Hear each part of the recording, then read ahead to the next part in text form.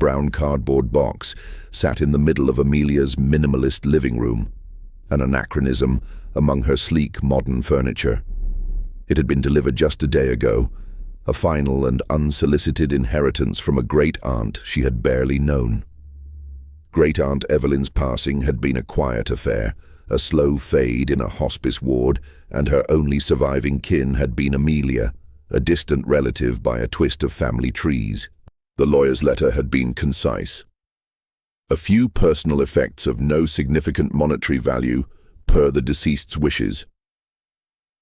Amelia, a freelance graphic designer who valued order and digital efficiency, had a natural aversion to clutter, especially the kind that smelled of mothballs and history. But curiosity, a trait she usually kept in check, won out. She pried open the box with a box cutter, the tape giving a long, satisfying rip. Inside, nestled in layers of old newspaper, were a few tarnished pieces of silver, a small, worn, leather-bound journal, and an assortment of photographs. The journal felt heavy in her hand. Its pages, brittle and yellowed, were filled with a spidery script, too delicate to decipher at a glance. She set it aside, the urge to digitalize its contents for later a powerful one. Her attention was drawn to a thick stack of photographs, the top one a studio portrait from a bygone era. It was mounted on a piece of thick grey cardstock with a beveled edge. At the bottom, in a flourish of gilded letters, was the name, C. Abernathy and Son, New York City. The subjects of the photograph were her great-great-grandparents, according to a small handwritten note taped to the back. A stern-faced man with a thick mustache, and a woman with a tightly pulled bun and an unsmiling expression. They were seated side by side, the man's hand resting on the arm of a velvet chair, the woman's hands clasped neatly in her lap. Their clothes were of the era, the man in a stiff, dark suit with a high collar, the woman in a modest, high-necked dress with a cascade of ruffles.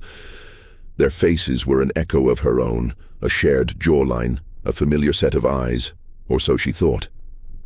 The photo was taken in 1871, a date meticulously noted by her great-aunt. Amelia's first thought was how little emotion was conveyed in their faces. It was a stark contrast to the endless stream of smiling selfies and candid shots that populated her digital world. These people, her ancestors, looked like they were posing for a mugshot. A sudden, sharp craving for coffee broke her trance. She placed the photograph on her coffee table, the old paper a strange blotch against the polished wood. As she walked to the kitchen, her phone buzzed with a new message from a client.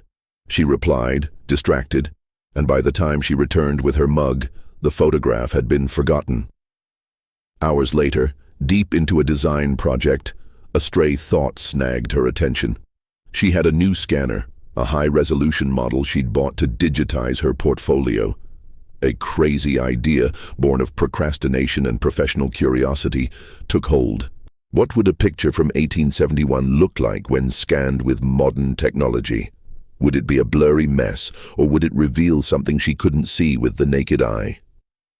She fetched the photograph, a newfound fascination eclipsing her work.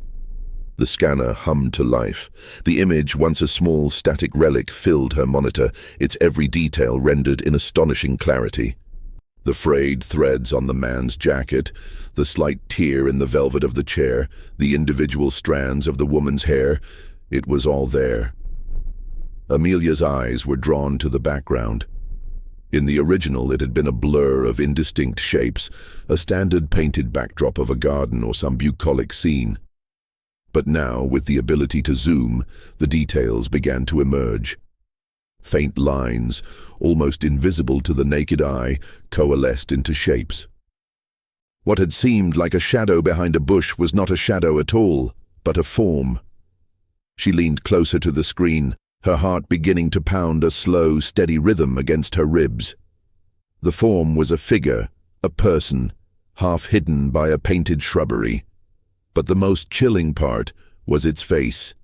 It was indistinct, a blotch of shadow and light, but its eyes were visible. They were not looking at the camera, but directly at the couple. There was no expression, only a void of darkness where an emotion should have been. A cold dread settled in Amelia's stomach.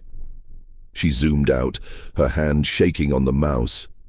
The whole photograph seemed to shift, the cheerful painted backdrop now a sinister stage. The air in her apartment, once comfortable, felt suddenly thin and cold. She went back to the picture, her curiosity now a desperate need to understand. She moved the cursor, inching across the high-resolution image. There were more details she hadn't seen before. Near the woman's feet, a small dark shape. She zoomed in, pixel by pixel, until the object came into focus. It was a small, ornate wooden box, half hidden by the folds of the woman's dress. The box was intricately carved, but she could only make out a few details. A series of interlocking lines that formed a symbol she didn't recognize. Her great-great-grandmother's hands, so primly clasped, seemed to be positioned to hide the box, to obscure it from the camera's lens. Amelia felt a shiver run down her spine.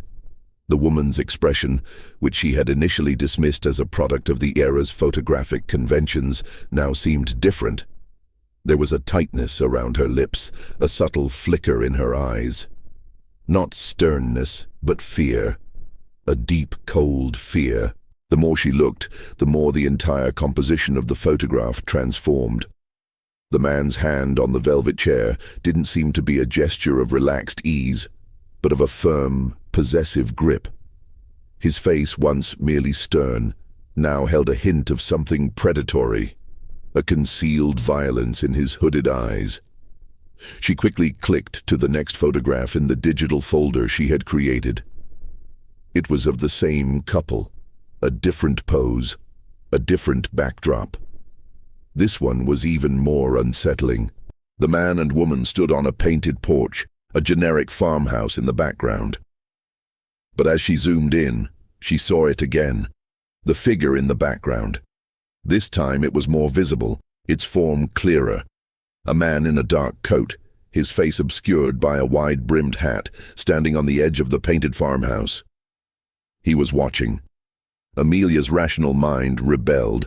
This was a coincidence, a trick of the light, a digital artifact, but the details were too specific, too deliberate. The figure, the box, the palpable tension in the couple's postures, it all pointed to something more, a story, a secret. She opened a new tab on her browser and typed in the name C. Abernathy & Son, New York City. The search results were sparse, a few mentions in historical archives and auction records. A studio that had operated in the city from the 1860s until the early 1900s, known for its formal portraits. Nothing more. A wave of unease washed over her. Her great-aunt had been a hoarder of old family stories, a keeper of secrets. Amelia had always dismissed her tales as the rambling fancies of an old woman. But now she wondered, what had Evelyn known? What had she been trying to pass on? Amelia's eyes drifted back to the journal, the spidery script of her great-aunt's hand. She picked it up, her fingers tracing the faded gold lettering. This wasn't just old family junk. It was a puzzle box, a mystery she had just stumbled upon, and a gnawing sense of foreboding told her that she had no choice but to solve it. What she didn't know yet was that the secrets in the photograph were not buried in the past. They were still very much alive, and she had just opened a door she would find impossible to close. The inherited ghost was not in the picture. It was in her home, a legacy she was just beginning to understand. The journal lay open on her coffee table, a physical weight in the digital age. Amelia took a deep breath, the scent of old paper and dust filling her lungs. The script was difficult to read, elegant and cramped, but her great-aunt's voice seemed to emanate from the pages, a whispered conspiracy. The first entry was not a date, but a title, The Burden of the Carver. It is not a gift, but a curse passed down through blood. My grandmother Eleanor spoke of it in whispers. She called it the arrangement. It was sealed with a promise and a token. a family legacy built on stolen foundations. Amelia's mind raced. Eleanor, the woman in the photograph, the one with fear in her eyes. Stolen foundations. The words resonated with a cold, hollow echo. She flipped through the journal, her fingers catching on the rough, brittle pages. The entries were not chronological. They were fragments of a story, disjointed memories and desperate warnings. The box is the key, the carver's signature. It holds the evidence, a testament to their greed and violence. They were so proud of their work, those men. They took what they wanted, and they used fear as their currency. Silas, my grandfather, was the architect, a man of iron will and a heart of stone. Silas, the man with the predatory eyes and the firm grip, the architect. The name brought a new layer of dread. Amelia's genealogical research had always been superficial, a quick click on ancestry, calm to see if she was related to anyone famous. Her great-great-grandparents, Silas and Eleanor Vance, had been listed as prominent industrialists in New York City, pioneers in the manufacturing of a new kind of textile machinery. She'd seen mentions of their philanthropy, their contributions to the city's growth, the sanitized version of history. She grabbed her laptop, her fingers flying across the keyboard. She searched Silas Vance, Industrialist, New York, 1871. The search results painted the same picture. A man of vision, a pillar of the community. But she added a new search term, Silas Vance rival businesses. The results were startling.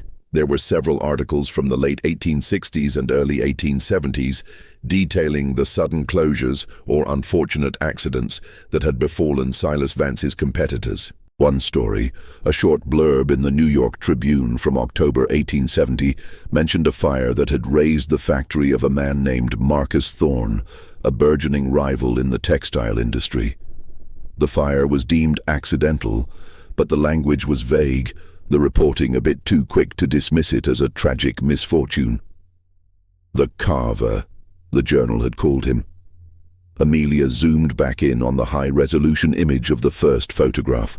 The man in the background. She enhanced the contrast and brightness. The details of his face were still obscured by shadow, but the figure himself was clear. He was a small man, wiry with a peculiar posture. The name Carver might not have been a name at all, but a description. A man who carved a path for Silas.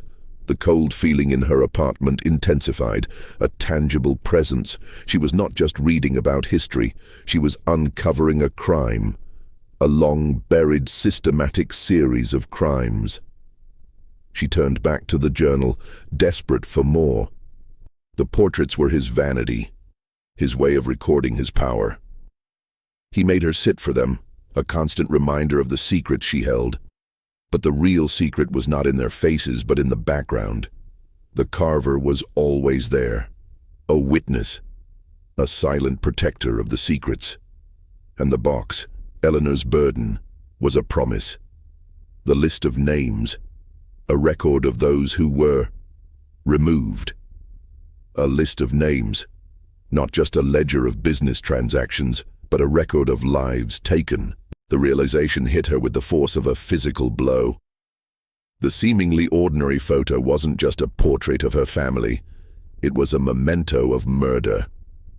Silas was a killer, and his wife, her great-great-grandmother, was a silent accomplice, a witness to his atrocities. The fear she saw in Eleanor's eyes was no longer a vague historical curiosity. It was a living, breathing thing, a terror passed down through generations. Amelia felt her stomach clench. The image of the figure in the background, staring at her ancestors, now seemed to be staring at her. The line between past and present blurred. She was no longer a passive observer. She had the box, the one mentioned in the journal, or at least the knowledge of it. Her great-aunt had left it for her, a final act of truth-telling. But why? Why now? Why her? She picked up the box the photographs had come in. She shook it, and the clinking of the old silver pieces was the only sound. nothing else. The journal was the only key. Amelia needed to find the real box, the one in the picture. And she had a terrible feeling that it had never left the family. It was here, somewhere, hidden in plain sight, a final piece of her great-aunt's puzzle. She felt a sudden, irrational urge to call someone. Her friend, Ben, a history buff who worked at a local museum, came to mind. He would see this for what it was, a fascinating historical discovery, a chance to unearth a hidden truth. He was logical, grounded, and his skepticism would be a welcome balance to her growing panic. She needed a rational mind to confirm she wasn't going insane. But as she reached for her phone, she hesitated. The journal had a final, cryptic note. "They will know, the blood will remember." He made sure of it. The note was followed by a drawing, a single chilling symbol, the same interlocking lines she had seen carved on the box in the photograph. Her hand dropped. The thought of bringing someone else into this, of involving Ben, filled her with a new kind of terror.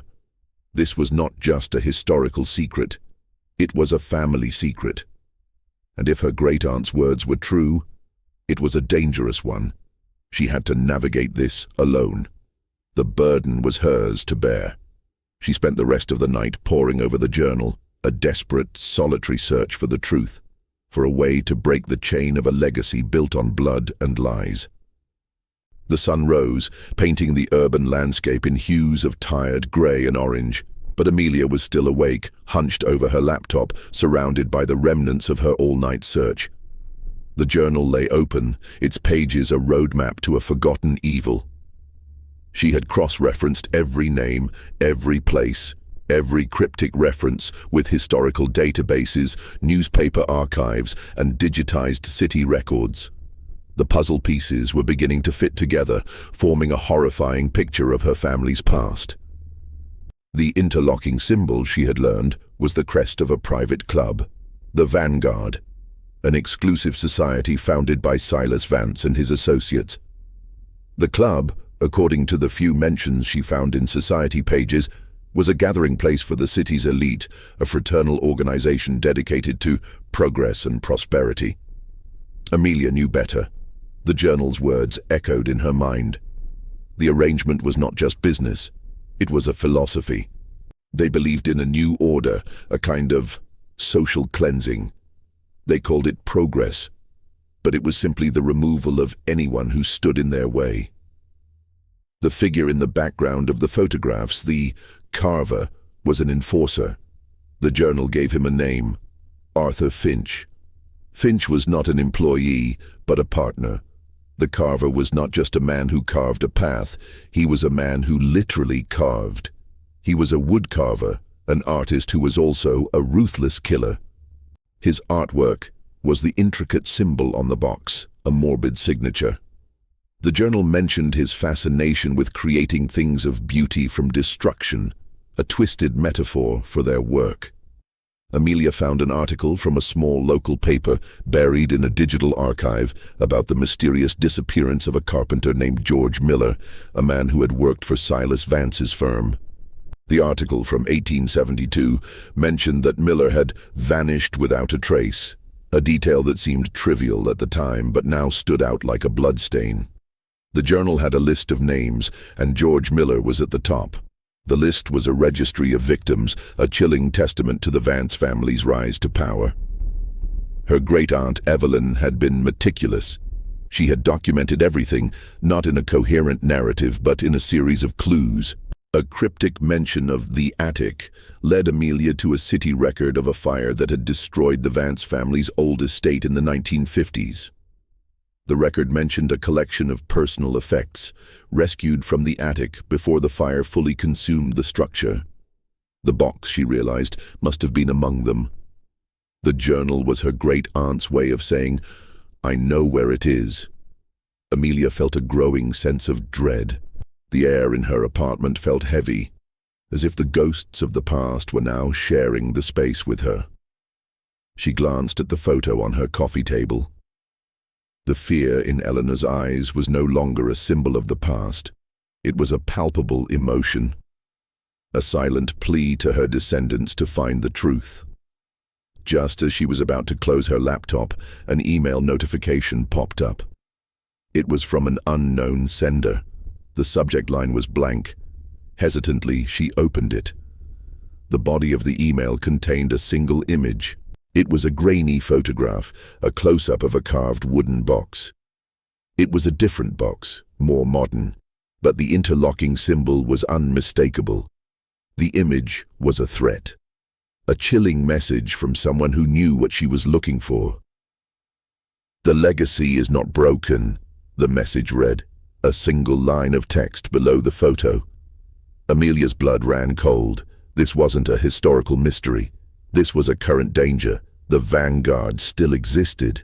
The descendants of the men in the old photographs were still active, protecting the dark secrets of their ancestors. And somehow, they knew she was getting too close. The inherited ghost was not just an idea. It was a very real and very dangerous living entity.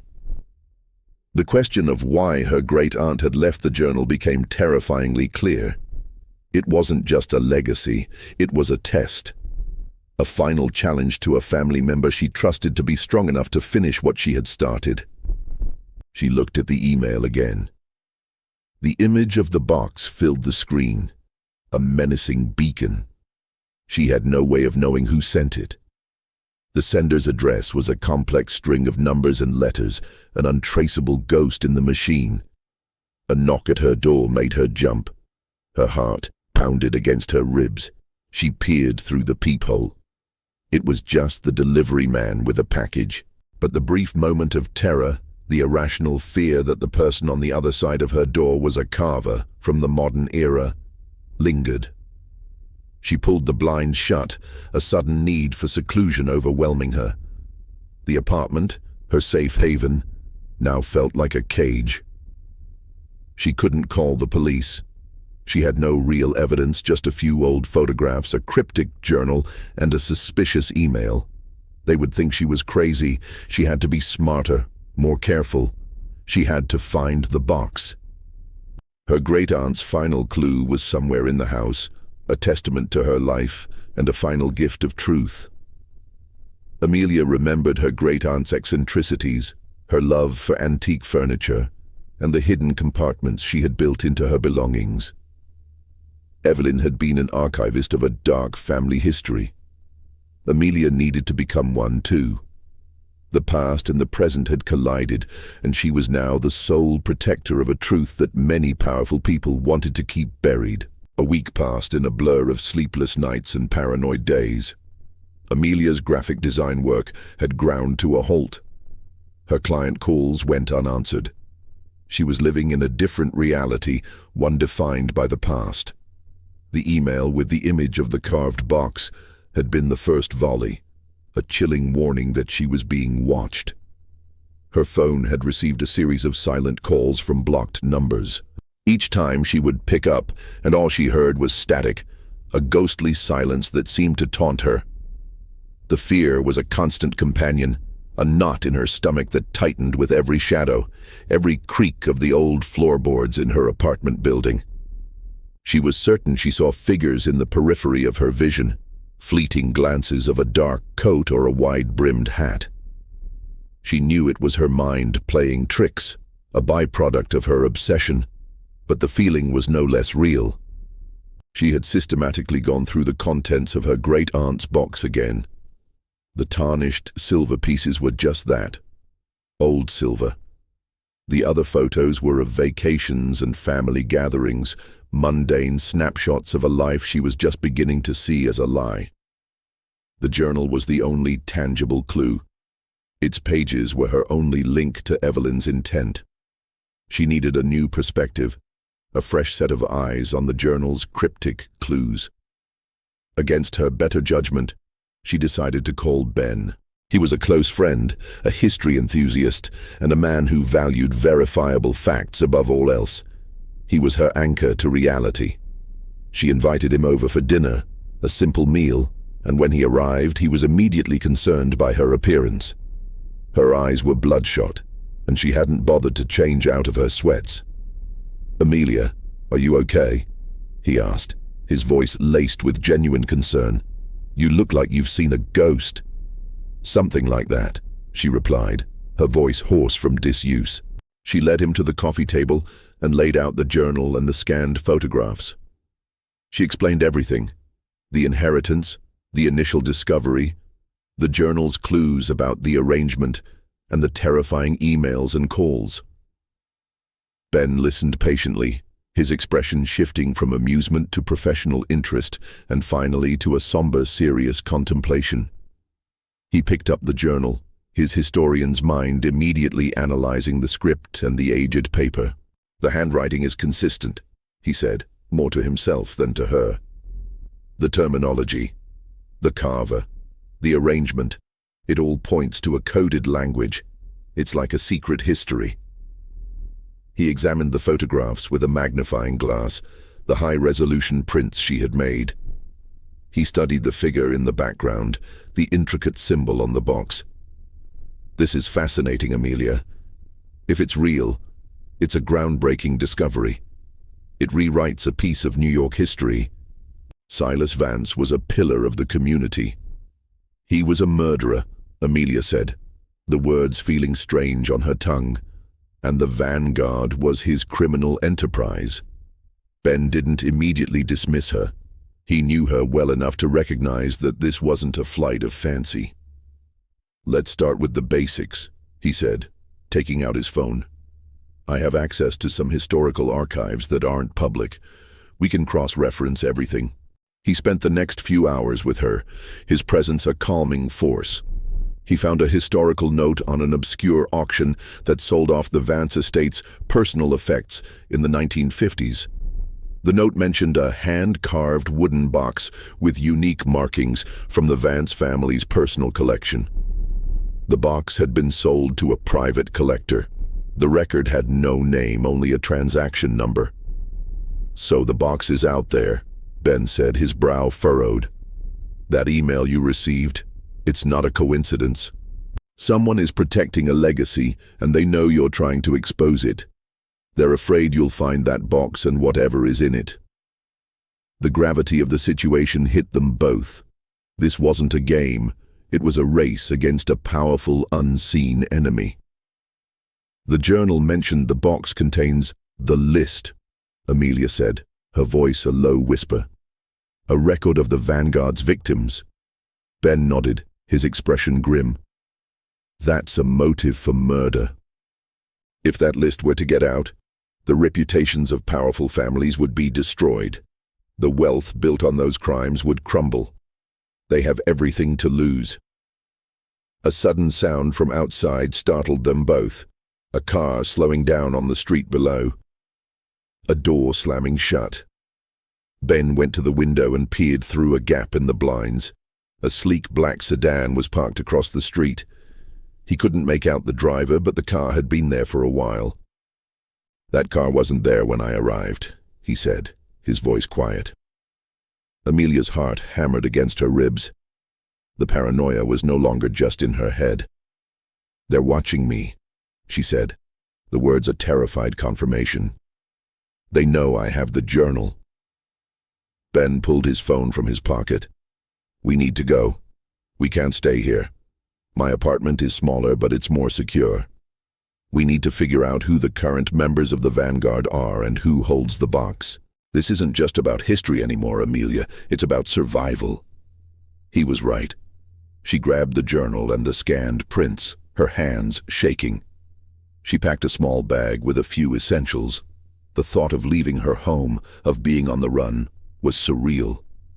But the alternative, staying put and waiting for the carver to knock on her door, was far more terrifying.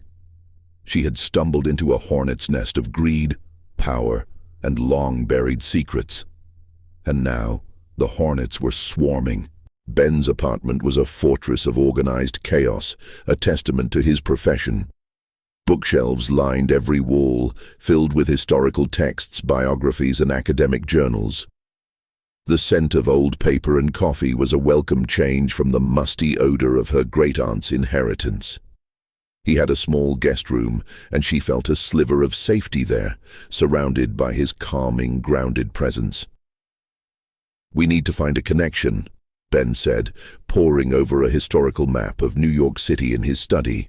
The Vanguard had to have a meeting place, a headquarters, something tangible. Amelia, huddled in a blanket, sipped the coffee he had made for her. The caffeine did little to calm her nerves, but it sharpened her mind. "The journal mentioned a house of carvings," she said, her voice a low whisper. "It was a secret clubhouse on the outskirts of the city, a place where they held their meetings and planned their actions." Ben typed furiously on his keyboard, searching for any mention of a place with that name. "Nothing. It's probably a code name," he said, his frustration evident. "We have to find another lead, something from the photos themselves, something they couldn't have changed." Amelia pulled out the scanned photographs again, a new kind of dread settling in as she looked at the images of her ancestors. "The studio," she said, pointing to the gilded name on the bottom of the cardstock. "C. Abernathy and Son." "The journal says the photos were a way for Silas to keep a record. What if the studio was more than just a place to take pictures? What if it was part of the conspiracy?" Ben's eyes lit up. "That's a brilliant idea. A place for their business to be conducted without drawing suspicion. A front." He went back to his computer, his fingers a blur as he searched for C. Abernathy and Son in the historical records. He found more than just mentions. He found an old city directory from 1872. The studio was located on a quiet street in a part of Manhattan that was now a commercial district. The entry listed the owner as a Charles Abernathy, but next to his name, in a separate column, was a small, almost imperceptible symbol. The interlocking lines, the Vanguard's crest. "He was one of them," Ben said, a note of awe and disgust in his voice. "The photographer. He was a member of the Vanguard. He didn't just take their pictures, he was documenting their ranks. This is how they kept their records. The portraits are a ledger." The realization was a chilling one. The family photos she had inherited were not just sentimental relics, they were part of a criminal archive, a photographic record of a conspiracy. The figure in the background of her great-great-grandparents' portrait was not just a watcher, he was a silent testament to their complicity. But what did it mean for the other photos in her great-aunt's box? She went through the other pictures. One was of a family she didn't recognize, another of a stern-looking man on his own. She scanned them all, her heart pounding with a desperate urgency. When the images came up on the screen, her worst fears were confirmed.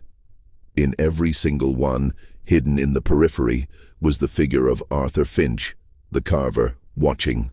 In one photo, a family of 4, the father, mother, and 2 young children sat for a portrait. In the background, in the shadows of a painted-on forest, was the dark, indistinct shape of the carver, his wide-brimmed hat obscuring his face. "These aren't just pictures of random people," she said, her voice trembling. "These are all members of the Vanguard. They all have the same ghost in the background." Ben took a closer look at the digital files. He noticed something Amelia hadn't. Each file had a unique alphanumeric code in its metadata, a string of numbers and letters. "This isn't random," he said, his eyes widening. "It's a reference number, a filing system. The carver's signature isn't just his presence, it's a detailed record of their entire operation. The people in these photos, they're all part of the conspiracy." Suddenly the phone rang. It was an unknown number. Ben immediately disconnected the call. "They're watching us," he said, his voice quiet and firm. "They've probably been tracking your phone since you left your apartment. We can't use our phones anymore." The danger had escalated from a historical curiosity to an immediate, tangible threat. Amelia felt a wave of despair. "What do we do, Ben? We have nothing, just some old photos and a crazy journal. They have money, power, and they're still out there. We're in their territory.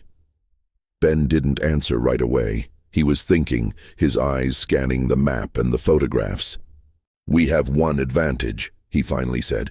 "They don't know what we have. They don't know we've already figured out the system. We have to beat them to the finish line. We have to find the box. The real one. The one with the list." Amelia's mind went back to the cryptic clues in the journal. "My great-aunt wrote about a house of shadows, a place where the memories are kept. She always spoke in riddles." Ben's expression was a mix of concentration and fear. A house of shadows. What if it's not a physical place? What if it's a code? The Abernathy studio is gone, but what if the House of Carvings is a place where Finch stored his artwork, where he hid the list? The journal said the box was a testament to his work. She remembered a detail from the journal, a line she had dismissed as nonsense. Abernathy's workshop, where the carved boxes were made, was in the belly of the beast. She wrote that it was right next to a place where the lost were found. Ben's gaze snapped to the map. He found an old historical record of the city morgue and its surrounding area in the late 1800s. The morgue was located in a cramped alleyway right next to a series of workshops. One of them belonged to a master woodcarver, Arthur Finch. A chill ran down Amelia's spine. The House of Carvings was a morbid workshop, a place where a killer, a carver, hid his secrets. The lost were the bodies of the victims. The belly of the beast was the core of their criminal empire. The past had left a breadcrumb trail, a terrifying path that was now leading her directly to a confrontation she never could have anticipated. They had to go to that location. They had to find the box. The weight of her family's legacy, a legacy of lies and murder, was now hers to expose. The old morgue building had long since been demolished, replaced by a sleek, modern high-rise office building. The alleyway where Arthur Finch's workshop once stood was now a sterile, white-tiled entrance to a parking garage. Amelia and Ben stood in the pouring rain, staring at the polished facade, a testament to how history can be buried under layers of progress. "He could have sold the building," Ben said, his voice barely audible over the sound of the rain. "The records from that time are incomplete. We have no way of knowing where the box went from here." Amelia's mind was racing. Her great-aunt Evelyn was a puzzle master, not a direct reporter. The House of Shadows was not just a place, but a person.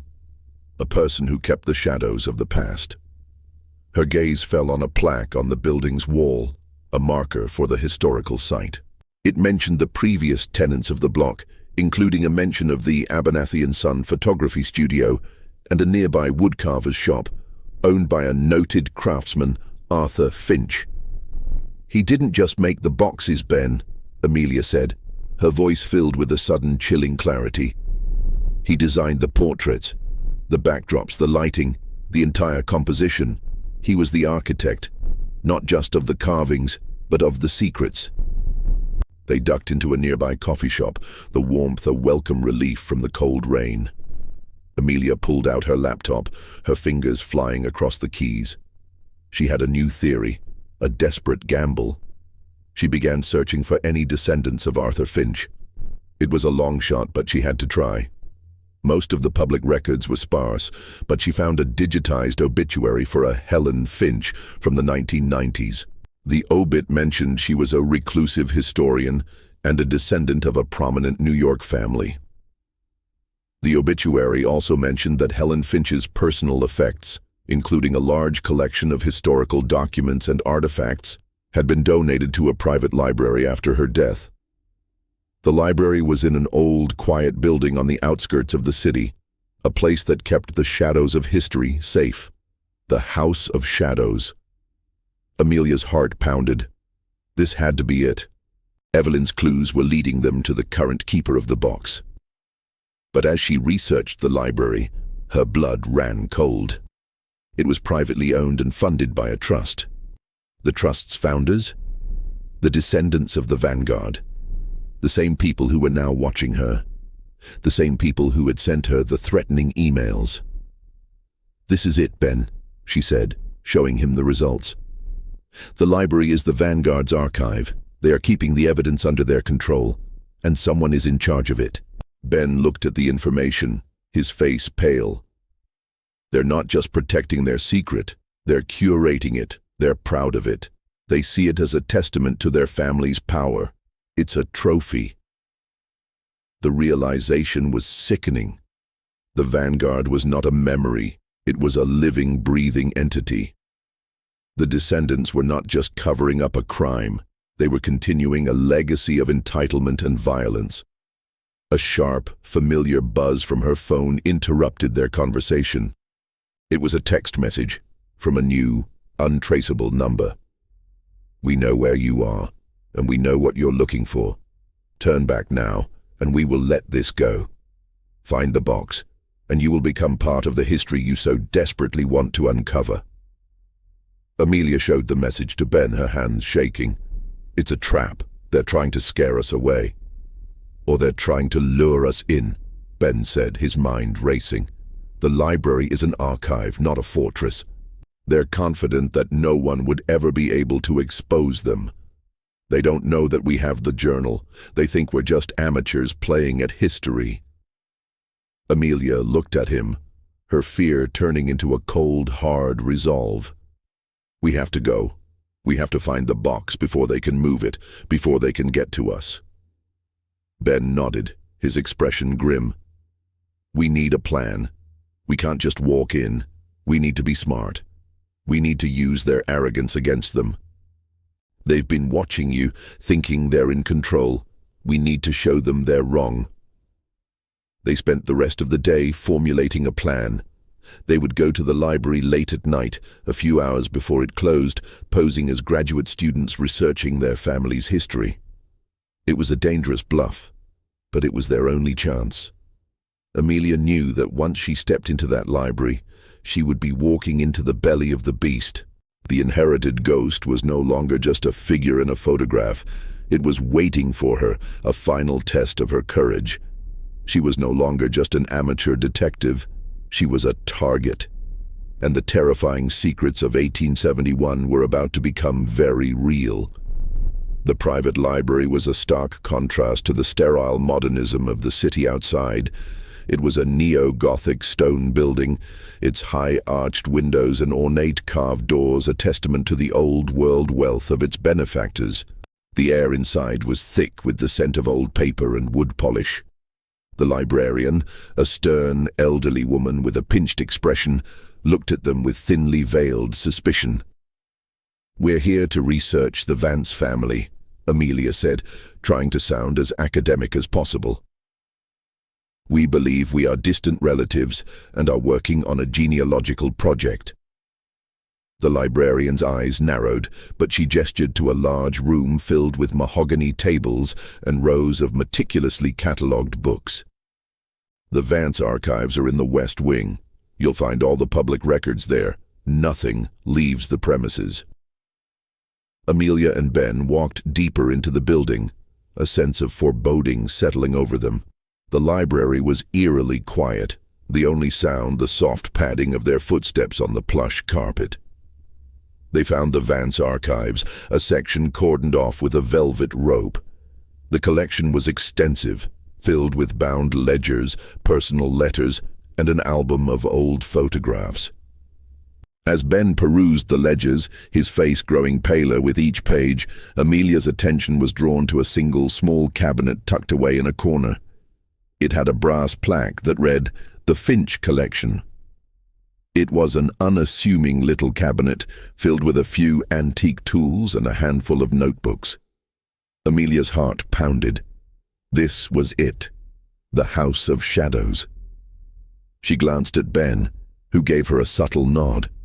The librarian was nowhere in sight. Amelia approached the cabinet. The first notebook was a series of intricate drawings, sketches of different wood carvings. The symbols were complex, but the interlocking lines, the Vanguard's crest, were a recurring theme. The last notebook contained a series of dates, names, and a chillingly brief description of their projects. George Miller, the carpenter who had disappeared, was listed with a note. Removed 10/14/1872. The notebook was a detailed account of the Vanguard's crimes, a ledger of their victims. The carver had not just documented his own work, but the entirety of the conspiracy. Amelia's hands trembled as she turned the pages. The final entry was a shock. It was a drawing of the carved wooden box from the photograph, and next to it, a name. Eleanor. "Ben," she whispered, her voice barely a breath. "It's not here. The box is not here." Ben came over, his eyes wide. He looked at the drawing. "It says Eleanor," he said, confused. "What does that mean?" Amelia's mind raced. Her great-aunt had been trying to tell her something. The box wasn't a record of the men's crimes, it was a record of her great-great-grandmother's silent rebellion. Eleanor had not been an accomplice, she had been a victim. She was forced to hold the secrets, to carry the burden. But she had also found a way to fight back. "The journal," Amelia said, a sudden realization dawning on her. "The journal isn't a clue, it's a mirror. The box is not in the library, it's somewhere else. Somewhere safe. My great-aunt knew. She had it all along. She was the final guardian." Just then, a door at the back of the room opened. A tall, impeccably dressed man in his late 60s walked in. His face was a mirror of the man in the photograph, the same hooded eyes, the same sharp jawline. It was Silas Vance's descendant. He was followed by two younger, burly men. "Looking for something?" he said, his voice a low, chilling rumble. "I've been expecting you, Miss Vance. The journal was quite the heirloom. It seems you've proven yourself worthy of the family legacy." Amelia and Ben were trapped. The back door was their only way out, but the three men blocked it. "The box is not here," Amelia said, her voice shaking but firm. "You don't have it, do you? You've been looking for it for years. That's why you've been watching me. You think I have it." The man, who introduced himself as Marcus Vance, smiled, a cold, predatory expression. "My great-grandfather was a smart man. He knew the box was a liability. It held the evidence that could have destroyed everything. But he was also a proud man. He wanted a record. He trusted Arthur Finch to be the keeper. The box was lost when Eleanor tried to run away. My father has been looking for it ever since, and now you've found a lead." "The journal," Ben said, his eyes narrowed. "The journal is the map to the box. Your family never had it. They only had the portraits. The journal belongs to Amelia's side of the family, Evelyn's branch." Marcus's smile vanished. "Where is it?" he demanded, his voice hardening. "Tell me where the box is, and you can walk out of here alive. You've seen what happened to those who meddle in our affairs. We've managed to keep this secret for over a century. A few more bodies won't change that." Amelia's mind was racing. She remembered one of her great-aunt's final cryptic notes. "The truth is a portrait. Look closer, and you'll see the light." The clue wasn't about the photograph. It was about the journal itself. Evelyn hadn't just written in the journal. She had used it to hide something. The final clue, a physical key. She looked at Marcus Vance, a new kind of resolve taking hold. The man was a monster, a direct descendant of the architect of shadows. She wouldn't just survive, she would expose him. "I don't know where it is," she lied, but the lie was a trap.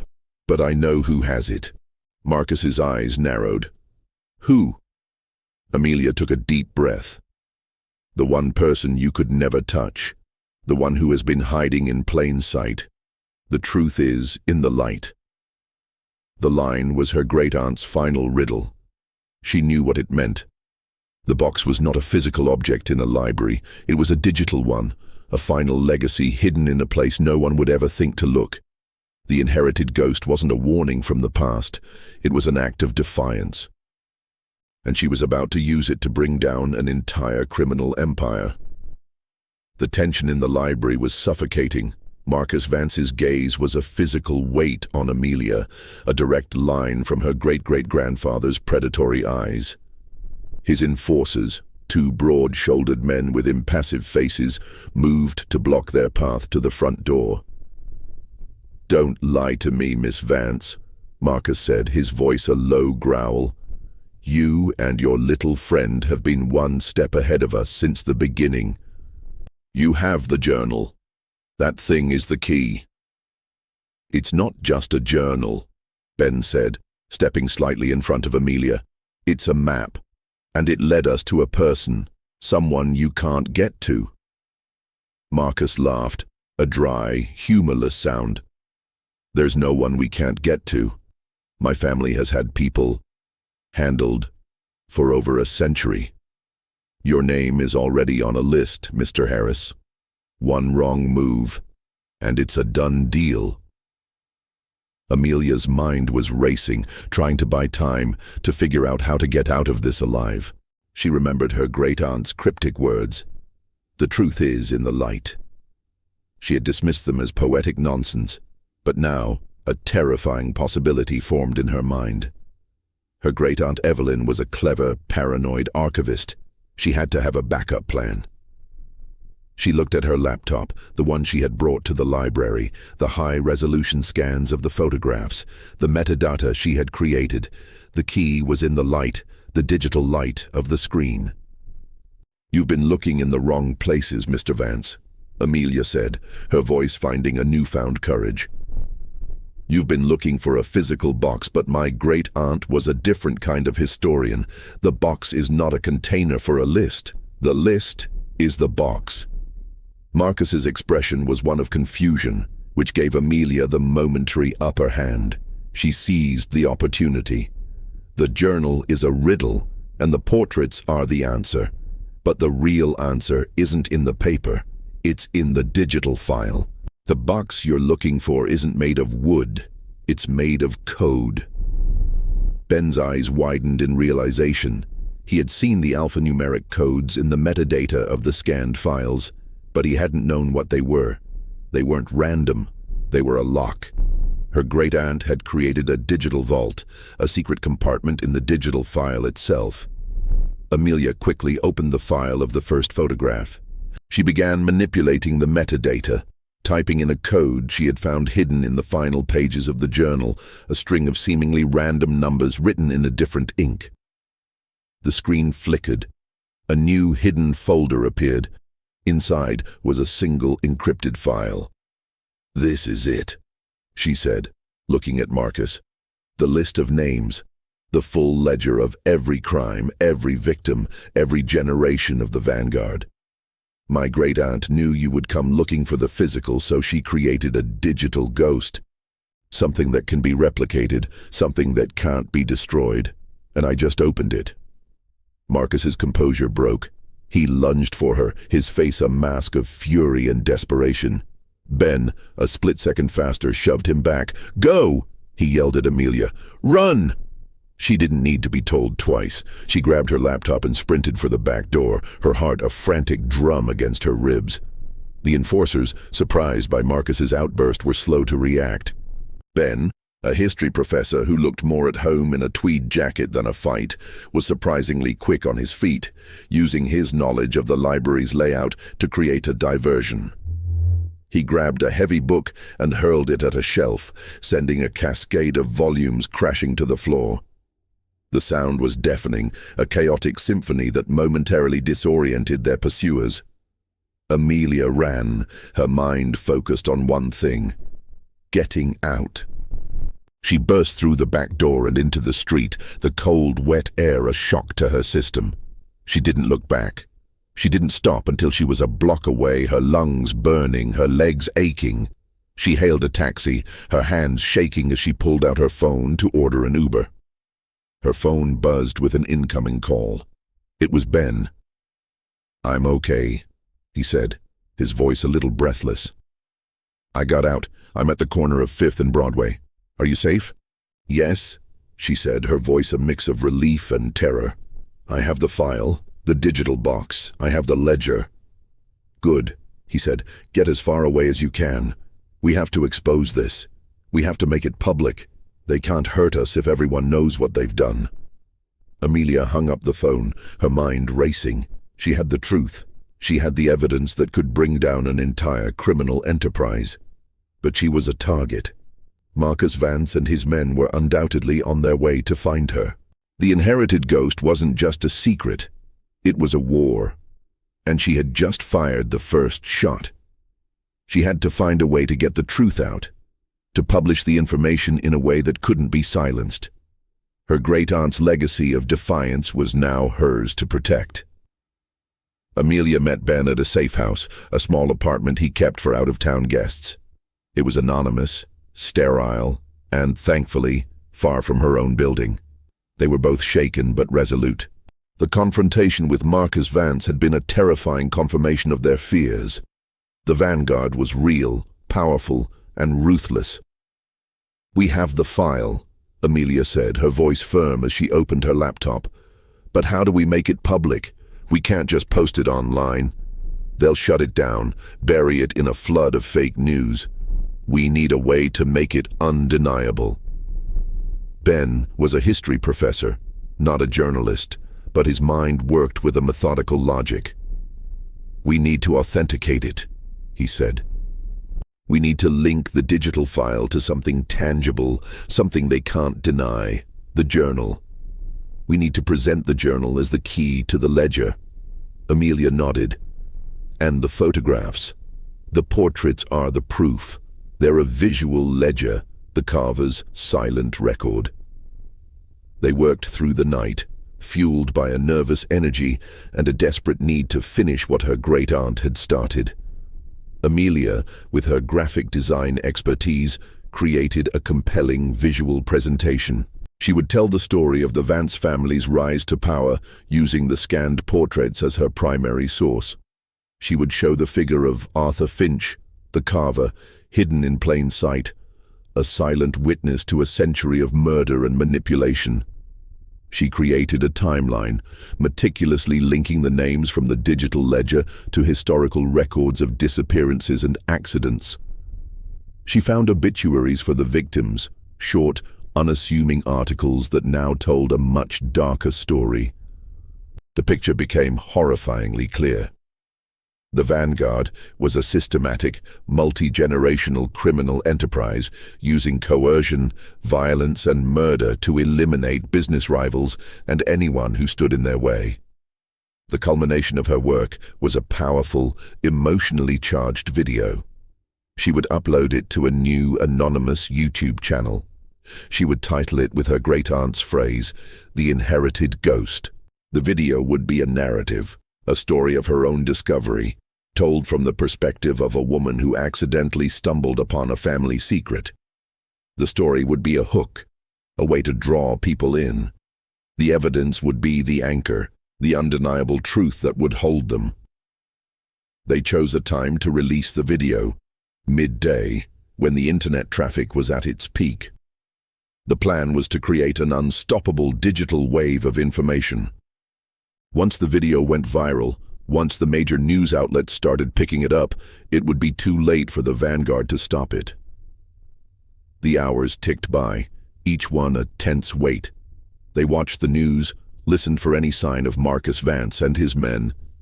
But there was nothing. The silence was more terrifying than a direct threat.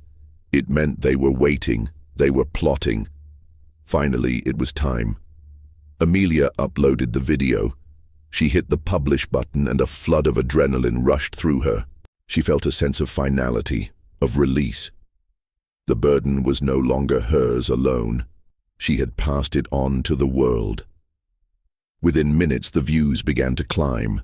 The comments poured in, a mix of awe, disbelief, and a shared sense of outrage.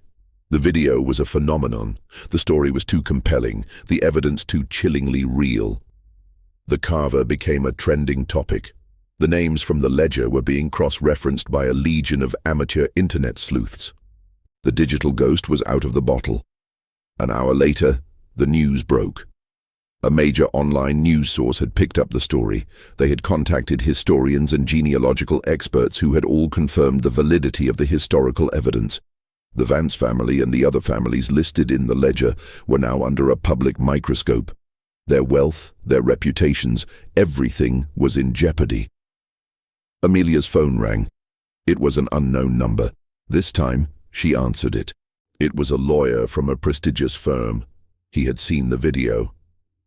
"We've been trying to reach you, Miss Vance," he said, his voice cold and calculated. "The families in your video are prepared to offer a settlement in exchange for the removal of the information. A very generous settlement." Amelia's heart hammered, but she looked at the photos on her laptop screen. The fear in Eleanor's eyes, the predatory gaze of Silas. She remembered her great-aunt's journal, the words that had called her to action. This wasn't about money. It was about truth. It was about justice. "Tell your clients," Amelia said, her voice steady and clear, "that the inherited ghost is no longer a secret. And it is not for sale." She hung up the phone, a final act of defiance. The inherited ghost was no longer a personal burden. It was a public reckoning. She had finally laid her family's dark past to rest. And she had done it with the most modern of tools, a final, beautiful act of rebellion against the shadows. The aftermath was a maelstrom of media frenzy and legal battles. Marcus Vance and the other descendants of the Vanguard were under investigation. The digital ledger, authenticated by multiple sources, was the final piece of evidence that brought their families' carefully constructed legacies crashing down. The names in the ledger, once obscure and forgotten, were now on the front pages of newspapers. The accidents and disappearances of the 19th century were now officially being reclassified as unsolved murders. Amelia became an unlikely hero. She was hailed as a courageous truth-teller, a woman who had exposed a century-old conspiracy. Her story was a sensation, a modern-day detective story that had started with an old photograph and ended with the toppling of powerful families. A week after the video went viral, Ben and Amelia were sitting in a quiet cafe, a small victory celebration. Their lives had been turned upside down, but there was a sense of peace that had replaced the constant, gnawing fear. "It's over," Ben said, stirring his coffee. "The legal proceedings are going to be a nightmare, but the truth is out. They can't hide it anymore." Amelia nodded, her gaze fixed on the bustling street outside. She was different now. The woman who valued order and digital efficiency had been transformed by a messy human drama. She was no longer afraid of the past. She had faced it, and she had won. She had returned to her apartment a few days ago, and the feeling of dread was gone. The shadows in the corners no longer seemed to hold a menacing presence. She had opened her great-aunt's box one more time. The silver pieces were just old silver. The photographs, the ones with the figure in the background, were still there, but they no longer held their power. They were not warnings from a secret society. They were a cry for help. She picked up the first photograph again, the one of Silas and Eleanor. She looked at her great-great-grandmother's face. The fear in her eyes was no longer a mystery. It was a message. Eleanor had known. She had lived a life of terror, married to a monster, forced to bear his secrets. The ornate box at her feet was not a symbol of her complicity. It was a symbol of her burden, a weight she had to carry alone. And she had found a way to pass on the truth, a whispered secret through her daughter, and then her granddaughter, and finally to Evelyn. And Evelyn, her great-aunt, a woman who had spent her life as the lonely keeper of a dark secret, had finally found a way to expose it. She had found a digital ghost to send the truth into the light. The journal was her final act of love and defiance, a desperate plea for her family's past to finally be laid to rest. Amelia's phone buzzed with a message. It was a new text from an unknown number. She tensed, a brief flicker of her old fear returning. But the message was a single line of text. "Thank you." She looked at Ben, a silent question in her eyes. He smiled. "The families of the victims," he said softly. They've all been finding ways to reach out. They've been waiting a century for this. Amelia's eyes welled with tears. The burden was lifted. The inherited ghost was finally at peace. She had been chosen to be the final guardian, the one who would step into the light and end the long-held darkness. She had found her purpose not in her career, but in her courage. She went back to her apartment feeling a sense of closure. She carefully took the photograph of her ancestors and placed it in a special frame. It was no longer a terrifying relic. It was a testament to the strength of a woman who had silently endured and passed on a truth that would one day set her family free. The portrait, once a terrifying window to the past, was now a portrait of her own strength. It was a tribute, not to a monster, but to the women who had, against all odds, ensured that the shadows would not win. The story of her family was no longer a tragedy. It was a legacy of survival, and she was its final chapter.